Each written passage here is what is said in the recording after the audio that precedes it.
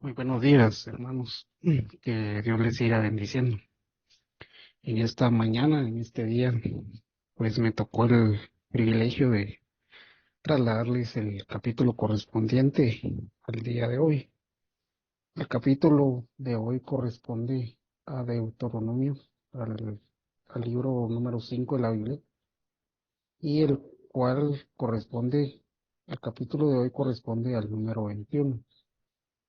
Vamos a tratar de ser breves, concisos y precisos en esto que quiero, en este pequeño resumen y pequeño rema que deseo trasladar. Amén. Deuteronomio capítulo 21. En el libro de Deuteronomio, en el capítulo 21, eh, en él se encuentran lo que son 9 ordenanzas. Eh, la ley de, la ley de Moisés, la ley de Dios a través de Moisés contiene lo que son 603 ordenanzas y en este capítulo se encuentran 9 de ellas. Aquí pues podemos ver cuál es cada una de ellas y, y en qué versículo del capítulo corresponden las 9 ordenanzas que contiene este capítulo. También contiene lo que son 5 leyes, 5 leyes, estatutos, preceptos que, que Dios establece en este capítulo. En una de ellas es el asesinato sin evidencia. Es decir, el asesinato sin evidencia, es decir, que no se sabe quién es el homicida. La segunda ley es la condición de codiciar, de que un soldado codicie a una prisionera de guerra. Esta es la segunda ley que establece este capítulo. También establece la condición de un primogénito cuyo padre vive con que es bígamo, es decir, tiene dos esposas. En ese tiempo se acostumbraba se tenía esa costumbre de que un hombre podía tener más de 2 mujeres. Y por lo tanto, siempre había una amada y una despreciada o aborrecida, dicen algunas traducciones. Entonces aquí establece cuál es la condición del primogénito en ese caso. También establece la sentencia de lo que es un hijo terco y rebelde. Y por último, también establece la condición de un cadáver sentenciado a muerte.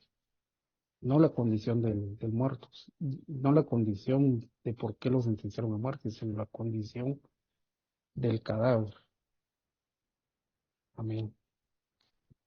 En la primera ley establece que los ancianos deben medir la distancia de la tierra alrededor del muerto. También establece que se debe sacrificar a una novia que no ha trabajado nunca, la cual la sacrificarán quebrándole la cerviz.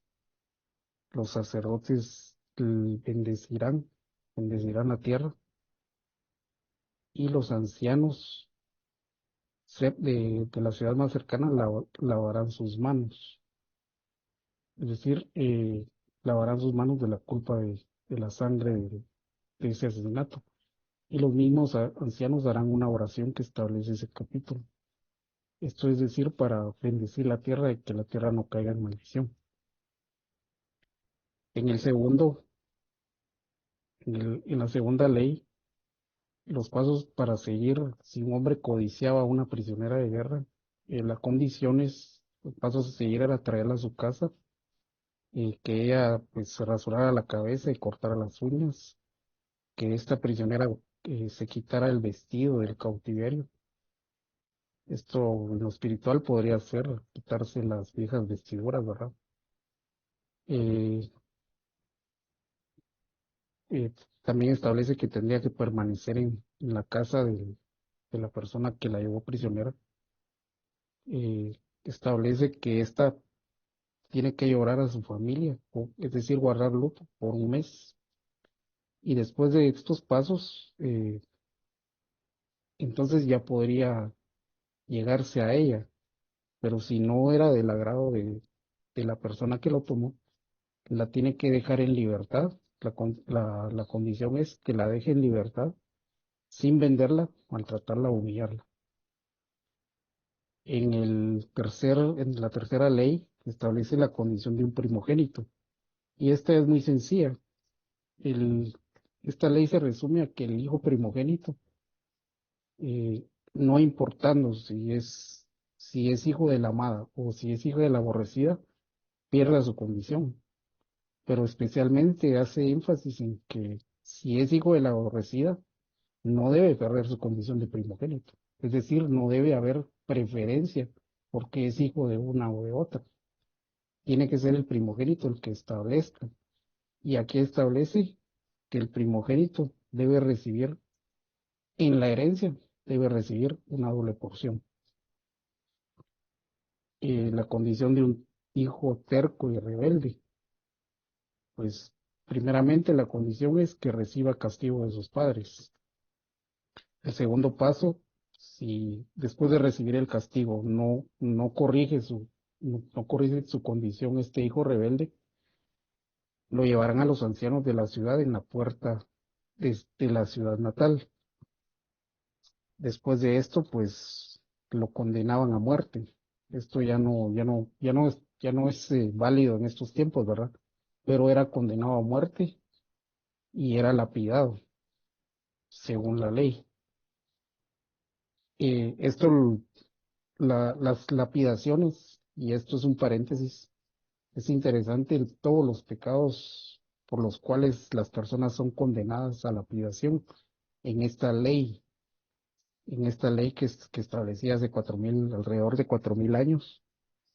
eh, Uno de ellos, el pecado para que alguien fuera sentenciado a muerte era el adulterio. Otro de ellos era alguien que, que incitara a alguien a adorar a otros dioses. También eran sentenciados a muerte los padres que sacrificaban a sus hijos, a Moloco. Y pues otra de ellas es el adulterio. Es interesante que la lapidación se daba para exterminar el mal, es decir, terminarlo de raíz. En lo espiritual podemos ver que debemos lapidar pues a nuestro viejo hombre, a todo esto que nos lleva a fallar, a errar en el blanco, ¿verdad? Vamos avanzando no quiero extenderme. Eh, y el último es la condición de un cadáver sentenciado a muerte. Eh, Generalmente, después de que la forma en que sentenciaban a muerte, aquí habla de pecados de muerte, son los anteriores que yo le describí. eh, Muchas veces era colgado en un madero. Entonces, la ley establece que el cuerpo no debía permanecer la noche ahí, tenía que ser enterrado ese cuerpo, ese cadáver, tenía que ser enterrado ese mismo día, no debía permanecer en la noche, no debía permanecer la noche colgado. Todo esto es, todo esto era a causa para que la tierra que han de heredar, que como Dios estableció y les prometió que iban a heredar esa tierra, no debía permanecer para no caer en maldición la tierra. Amén. Por lo tanto, quiero trasladar un pequeño rema de este capítulo, pues se pueden sacar muchos temas interesantes, ¿verdad? Y muchos remas, pero el que quisiera trasladar el día de hoy es el siguiente, ¿verdad? Eh, Seguramente usted a lo largo de las enseñanzas y su recorrido cristiano ha escuchado la frase, maldito el que sea colgado en un madero. Esto está establecido en Gálatas 3:13, pero también está establecido dentro del versículo 23 de este capítulo.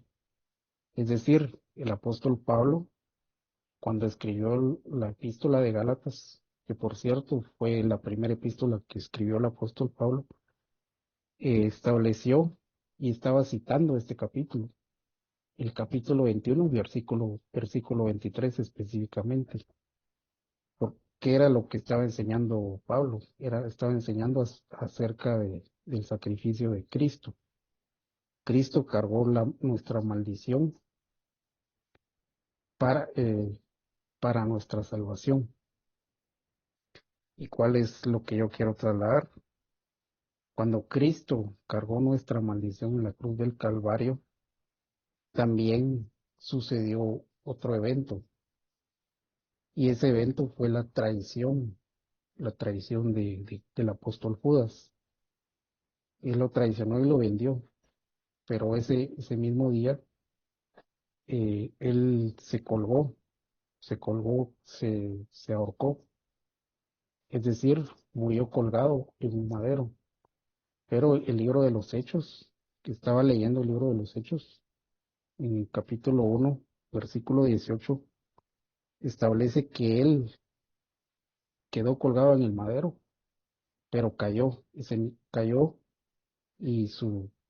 su cuerpo se esparció, algo así como la muerte de Jezabel, que fue lanzada de la ventana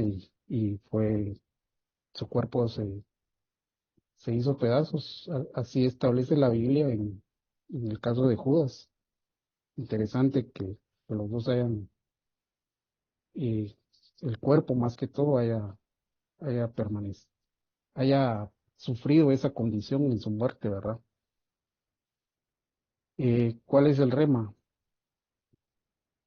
Eh, es decir, Cristo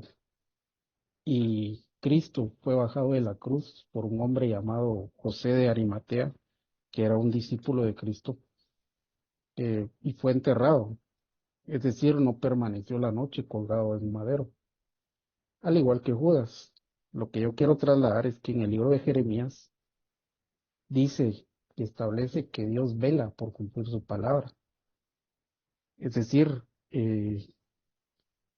tanto Judas como Cristo no permanecieron la noche colgados en un madero.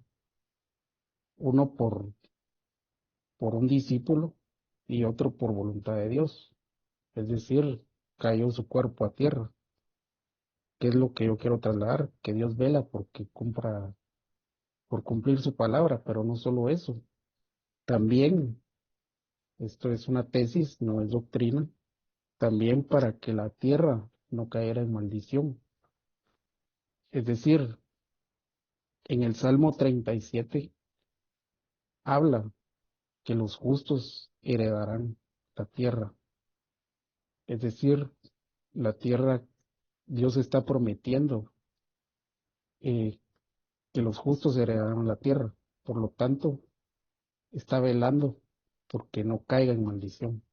Espero haberme dado a entender, hermano. Este es el rema y esta es la pequeña enseñanza que yo quisiera trasladar este día y espero le haya sido de bendición. Que Dios le siga bendiciendo. Amén, amén y amén.